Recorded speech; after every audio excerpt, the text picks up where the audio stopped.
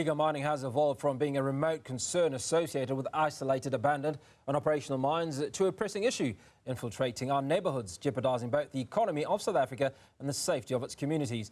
We're going to unpack this battle against illegal mining with Willem Els, a security expert and senior training coordinator on terrorism and explosive-related incidents at the Institute for Security Studies. Willem, always great to catch up with you. A number of issues for us to tackle. The SANDF almost on the eve of 12 months, or that one-year anniversary of them being deployed. Illegal mining issues, what's fueling it, impact on South Africa's economy, and so much more. Now, in your views, are authorities winning or losing that battle, and what has been achieved so far since almost a year ago when SANDF was deployed to deal with these illegal miners? Good evening to you. Well, if you look back at the past 12 months, we are definitely at a better place than we used to be 12 months ago. As you mentioned, in the meantime, the parts of the military have been deployed in support of the police. The police actually established task teams in order to curb that. We have seen some arrests. We have seen some prosecution of some of the mid-level of these kingpins, but we are still a long way for where we are supposed to be in order to battle this illicit monster that has engulfed our country. All right, so let's talk about where we should be. I mean, you talk we're a long way. There has been some progress. What still needs to be done? Well, a lot needs to be done. I think we need to look at that in the first place at a comprehensive strategy. The first thing, it is the ideal time to do it now, as we got the new minister who is actually going to present his new policing policy within the next few days. So it is the ideal opportunity to address this as well, because it is something that is costing the country a lot on many levels. In the first place, in 2006, SADC, because of the challenges that were detected with illegal mining, they actually pushed through and signed the SADC protocol on illegal mining. And we see that is a wonderful protocol if implemented.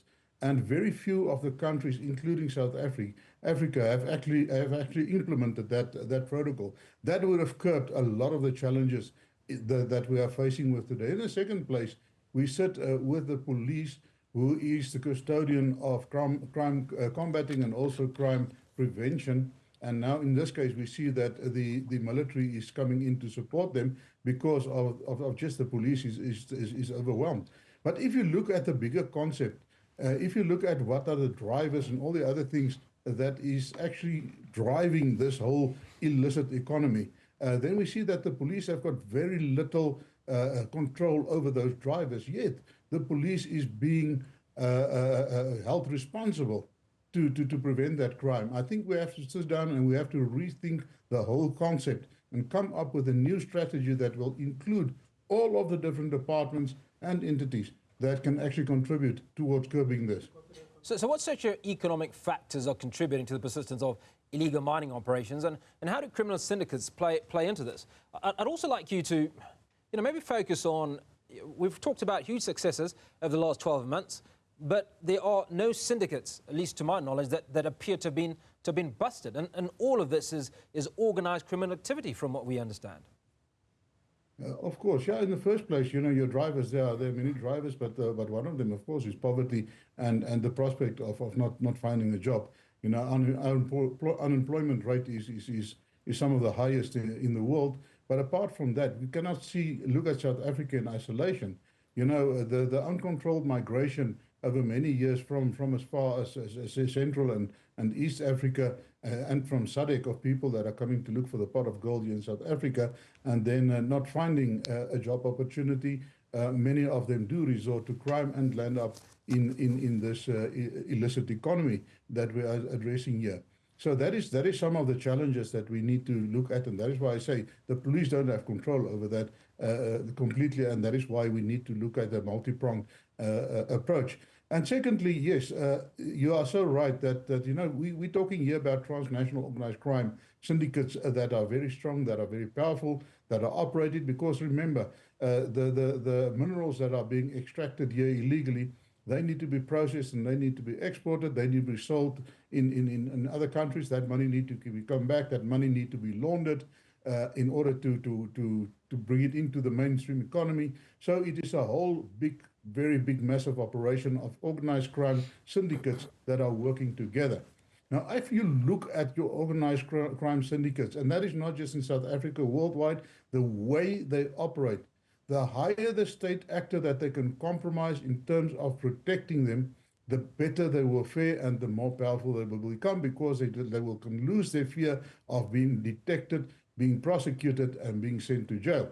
So what we see here in South Africa is that because these syndicates are so effective, and we see that there is a very limited response towards them, it seems that the political protection of these syndicates must be very high, but also on an operational level, the compromised state actors, as we refer to them, within the police, within the judiciary, etc., they are our challenges. If we can curb that and get rid of those people, we can win this battle against illegal mining and against the organized crime within a year or two.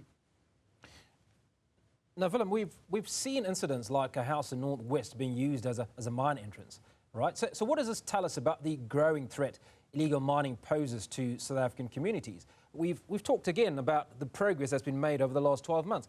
Is it actually progress, or is it the absence of us seeing the zama-zamas, so to speak? Because now you've got these individuals who are going into communities where the police ordinarily might not be looking for them.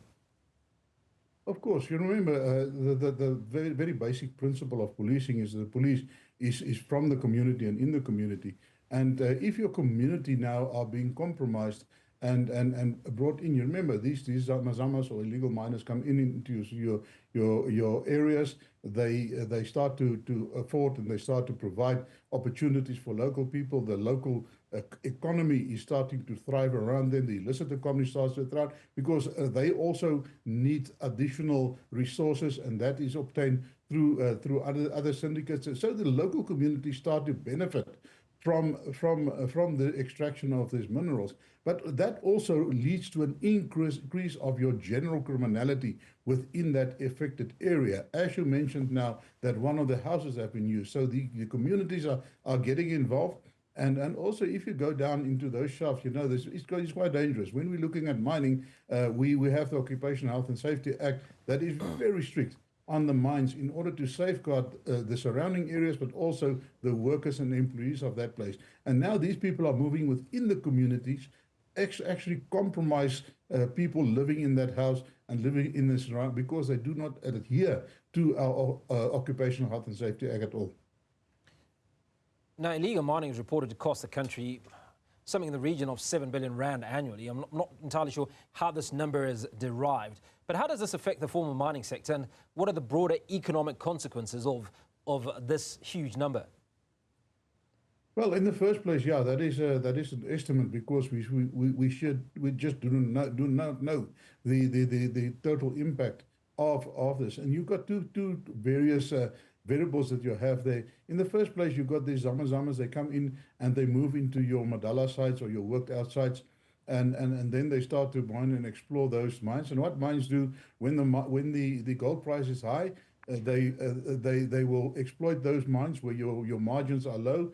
But when the price is not doesn't make it for them feasible to do mining, they just shut down the mine, they close it down, they mothball it, and then when the gold price rises, then they go and exploit and explore those minerals again. So now these guys go and they explore those minerals, they steal it, and they're depriving the legal mining companies from going back to extract that minerals.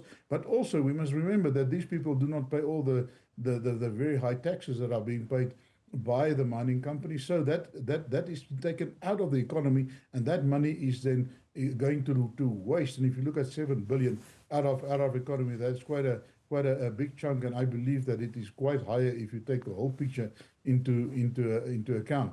So apart from that, it costs us also a lot. It costs the deployment of the military, the deployment of the police, the training of additional members and resources in order to counter these things. That also places an additional burden on the state coffers.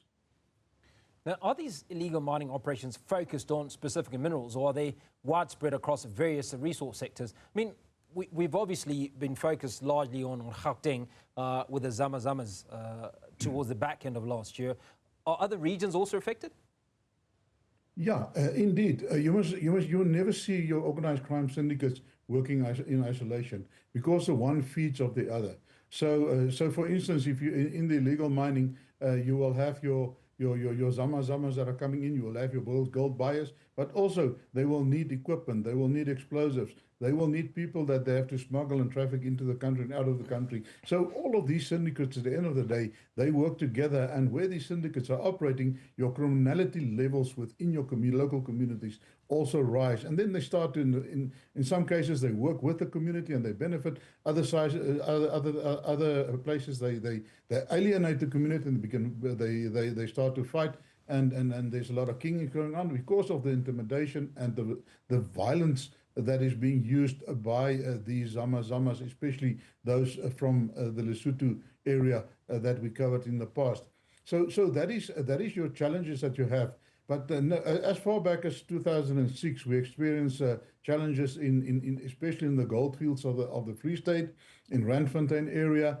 We saw that it spread to the northwest Limpopo area, and even as far as Mpumalanga and Northern Natal. We detected some of these activities, but also in the recent past, there were some activities in the diamond fields in the Northern Capes. Okay, so I didn't quite get your response to the minerals in particular that are affected by these illegal miners. I'd imagine that obviously stuff like chrome, for instance, would not be one of those minerals that these Zamazamas would be dealing with. Now, initially they started with the gold. They focused on gold, and then they went over to the platinum, and in recent months, especially down in the Burgersfort area, they focused extensively on the chrome extraction. So it's not that they just focus on one of these commodities. They focus on them all, and as I mentioned, also in the Northern Cape, they even started to focus on the diamond extraction. Now, finally, moving forward, what steps do you think need to be taken by law enforcement and local communities to ensure that these illegal mining operations are eradicated effectively? Okay, I already touched on the strategy that we need with the minister, where we need to bring in all different departments. We have to address the root causes. We have to address the shortfalls in the police. You know, we've got a tremendous shortage in detectives. So every illegal miner that is being arrested, that docket must be investigated and taken to court.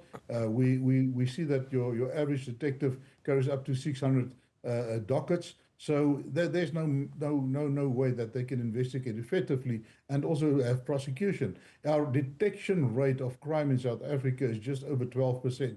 That means that if you commit a crime, your chances of going to prison is just over 12%. We have to change that. And for that, we need a complete and a holistic approach and strategy, including all the departments, from the police to the military, as they are already involved in support of the police, but also the judiciary, in order to curb this evil. But in the last word on that, the police cannot do it without the cooperation and the involvement of the community.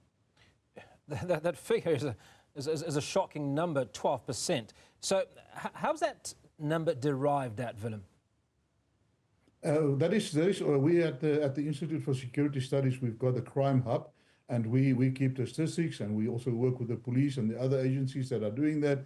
So every year before they release the statistics, they're also together, and then they compare their notes and so on. So we are very actively looking at that, and the last number that was actually mentioned to me last week was just under 12.5%. Absolutely incredible. Now, the one thing that we haven't talked about when we did talk about the syndicates is obviously what's happening across the borders. Many of those Zamazamas were traced back to countries like Lesotho, for instance. Has part of the initiative in dealing or enjoying the successes that South Africa has enjoyed with illegal mining in the last 12 months been partly because of conversations with our colleagues across the border? Well, I can share with you that we have also been involved with that. We work extensively with SADC, and we also work extensively with SARPCO. SARPCO is the police chief's body within SADC. And last year there was a resolution passed by the police chiefs in order to look at a new Explosives Act that can be a model law for all of the SADC countries, but also add an explosives control protocol. Because at the end of the day, the explosives are needed not only for the illegal mines and miners where they are using it, but also for your cash and transit and your ATM bombings. So that is one of the strategies that are being followed. That resolution was taken up, and the Ministers' Council also signed after it. So currently, they are on their way. They brought together all the chief inspectors of explosives for SADC. They are going to convene next month, and they are looking at strategies in tackling this challenge on a regional level. Willem Els, always great to speak to you and appreciate you taking time to walk us through the success that South Africa has enjoyed in the last 12 months as far as Zama Zama's or illegal gold mining is concerned.